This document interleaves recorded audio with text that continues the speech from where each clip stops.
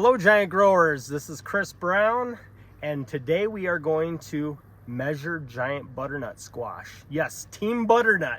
It is the rage in the giant growing community right now, and I'm going to teach you exactly how to do the standard measurements for the giant butternut squash. This is very important because there's a chart that is out there that we've been compiling. Alex has been a driver behind this, and we're making a chart, and you need a standard OTT. So we're going to show you today how to do that measuring.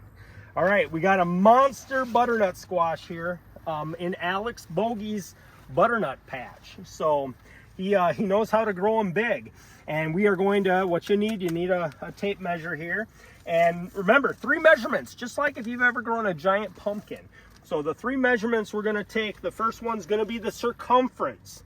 Second one's gonna be a side to side. Third one's gonna be a stem to a flower blossom. Let's start with the circumference. Let's get this one going here. All right, so circumference is going to be all the way around the fruit. As it lays on the ground, we do not want to manipulate the fruit in any way to do the measuring. You're just going to measure it as it's on the ground, just like it is. All right, so to do that, we're gonna start, go right around. Obviously, try to get the biggest part, but you want the entire thing covered. This one is going to measure just shy of 83 inches. So circumference on this butternut would be almost 83 inches. All right, now side to side. Very important with this one, you must start on the ground and end on the ground. So what I mean by that is, for the side to side circumference, first off, you're gonna wanna pick the largest part of your fruit. Not the middle part, not the smallest part, but the largest part of the fruit. Very important. We're gonna go down right to the ground, and then when we come over, we're gonna have this side on the largest part of the fruit go right to the ground. This is a true side-to-side measurement. That's 36 inches. So 36 inches, you don't tuck it, you don't wrap it, 36 inches. And then the last one's going to be from the flower end to the stem, or vice versa. You can start on any side you want. Get it right to the ground there. We're gonna come up here and then right down to the ground.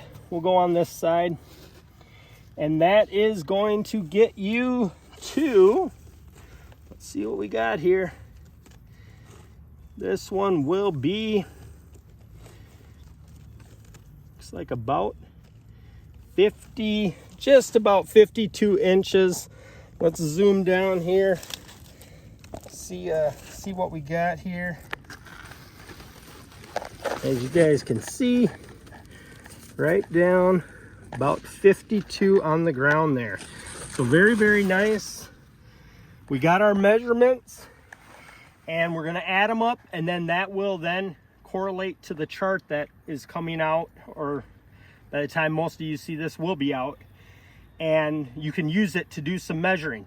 Now, butternut, giant butternut's in its infancy. So what that means is we need help from all the giant butternut growers.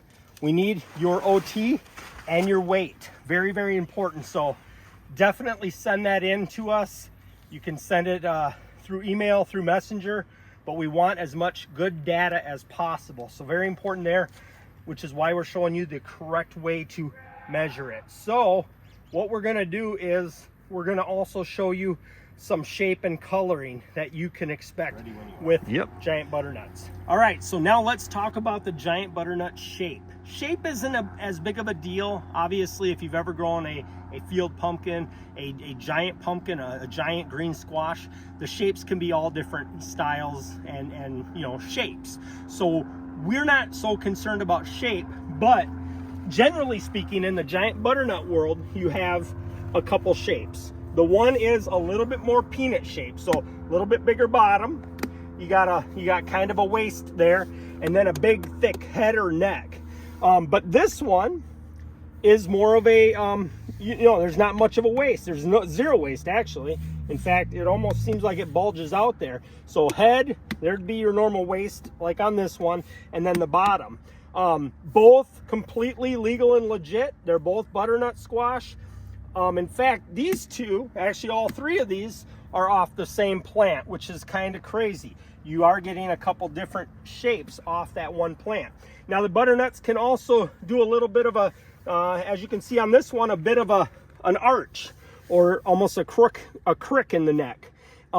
Completely fine, but remember, when you're measuring, you just still measure right across the circumference. You don't, if it bends any, you don't add or subtract anything out of that.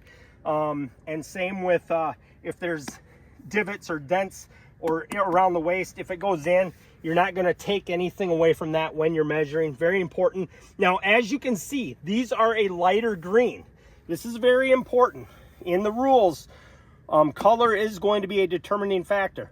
This light green with these little streaks or patches that are that cream color, cream white, that is okay. That is legal. That's a young, immature fruit.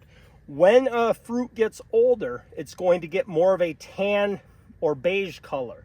Very important. At the very end, when it's fully tan, you will not see these streaks. You will not see any sort of streaking on it, and all the green will disappear once a giant butternut fruit is completely mature. So very important there on color. If the color has any dark green or orange on it, that is going to be considered a contaminated pollination or a cross pollination, most likely with a Napoli squash, which obviously would disqualify it if the coloring is off. So very important, this light green during the growth.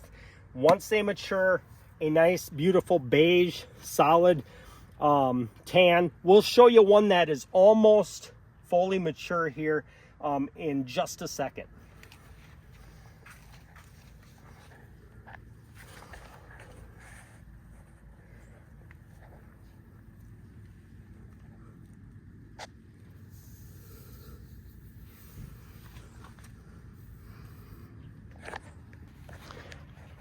All right, one more giant butternut we're going to look at here. This one again, nice green, immature still, light green, has the kind of cream stripes. Very big head. This one, you guys can't really probably tell on video, but this is just an absolute monster. Just huge, gigantic.